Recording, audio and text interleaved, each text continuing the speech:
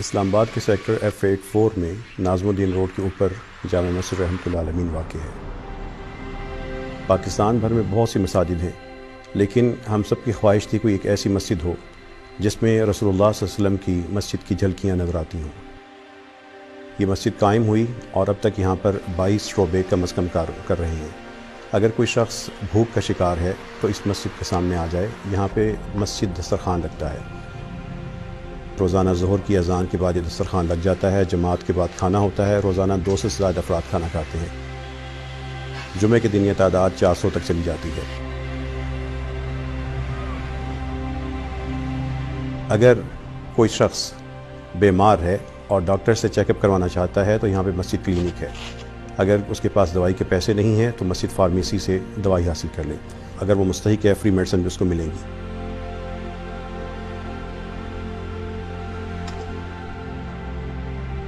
اگر وہ تھکا ہوا ہے تو یہاں پہ مسجد آرام گاہ موجود ہے۔ اگر وہ اپنے بچوں کی شادی کے حوالے سے پریشان ہے، باعزت طریقے سے ان کو رخصت کرنا چاہتا ہے یا ان کا نکاح کرنا چاہتا ہے، وہ پریشان نہ ہو، مسجد رحمۃ اللہ علیہ میں مسجد میرج ہال قائم ہے۔ یہاں پہ اس کو شادی کے تمام لوازمات مہیا کر دیے جاتے ہیں۔ اگر وہ صاحب حیثیت ہے تو کھانا خود پکوا لے، اگر وہ کھانا بھی نہیں پکوا سکتا نکاح کے لیے یا رخصتی کے لیے تو مسجد رحمۃ اللہ علیہ کے نمازی قافلہ رحمت ہیں، وہ کھانا اس کو پکوا دیں گے۔ مسجد رحمۃ اللہ علیہ کا مسجد میرج ہال محبت ہی محبت ہے۔ جو دلہا اور دلہن یہاں سے رخصت ہوتے ہیں ان کو مسجد رحمۃ اللہ علیہ کی طرف سے تحفہ ملتا ہے، کبھی سوٹوں کی شکل میں ہوتا ہے، کبھی کیش کی شکل میں ہوتا ہے، کبھی اور چیزوں کی شکل میں ہوتا ہے۔ یتیم بیٹیوں کے لیے یہاں سے پورا پیکج ہوتا ہے، بیوہ ماں کی بیٹیوں کے لیے اسی طرح پورا پیکج ہوتا ہے۔ یہ تحفے اسلام آباد کے شہریوں کی طرف سے ہوتے ہیں۔ اسلام آباد کے شہری جامع مسجد رحمۃ اللہ علیہ کے ساتھ مل کر ایک شاندار تاریخ رقم کر رہے ہیں۔ ہمارے سماجی رویے اسلام کی تعلیمات کے یا تو مطابق نہیں ہیں، اس کے بالکل برعکس اور متضاد ہیں۔ ان میں سے ایک چیز جہیز ہے۔ یہ وہ ناسور ہے جس کی وجہ سے ہزاروں بیٹیوں کی شادیاں نہیں ہو سکتیں، وہ بوڑھی ہو جاتی ہیں، لاکھوں گھر اجڑتے ہیں۔ اس جہیز کے خاتمے کے لیے مسجد رحمۃ اللہ علیہ نے ان سماجی برائیوں کے خلاف آواز اٹھائی ہے۔ یہاں پہ ایک نوجوانوں نے حلف دیا، اسلام آباد کے لوگ جمع ہوئے، اللہ تعالیٰ کی توفیق سے پورے ملک میں یہ آواز پھیلی۔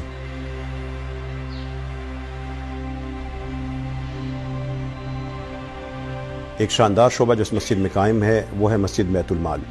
مسجد بیت المال کے ذریعے ہم وہ تمام مستحق مسلمان بھائی جو بیمار ہیں، معذور ہیں، کوئی یتیم ہے، کوئی بیوہ ہے، کسی کی تعلیمی ضرورت ہے، کسی کا علاج کی ضرورت ہے، جو کیش رقم ہے ان پہ خرچ کر دی جاتی ہے۔ یہ شاندار نظام، اس کا پورا ریکارڈ رکھا جاتا ہے، جو آنے والوں کی پوری چھان بین کی جاتی ہے، باقاعدہ درخواستیں وصول کی جاتی ہیں، اور اللہ تعالیٰ کی توفیق سے ہر مہینے 300 سے 400 گھروں یا افراد کی مدد خاموشی کے ساتھ ہو رہی ہے۔ اگر کوئی شخص اس کے پاس کپڑے نہیں ہیں، اپنے بچوں کے یہ کپڑوں کے حوالے سے پریشان ہے یا اس کے اپنے کپڑے پھٹے ہوئے ہیں تو یہاں پہ آ جائے، یہاں پہ مسجد فری گارمنٹ سٹور قائم ہے۔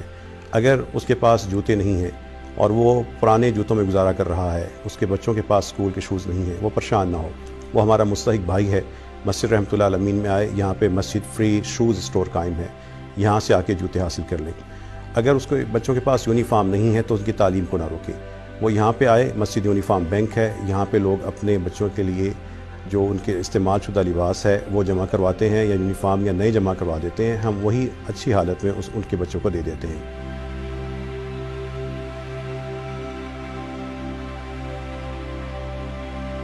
جو یہاں پہ آنے والا شعبے دیکھتا ہے تو وہ سوچتا ہے کہ یہ سارا کچھ کیسے ہو رہا ہے۔ اس سارے کام کے لیے اللہ تعالیٰ کے فضل اور اس کی توفیق سے اس مسجد رحمۃ اللہ علیہ سے کوئی چندہ جمع نہیں کرتا، کوئی مانگتا نہیں ہے،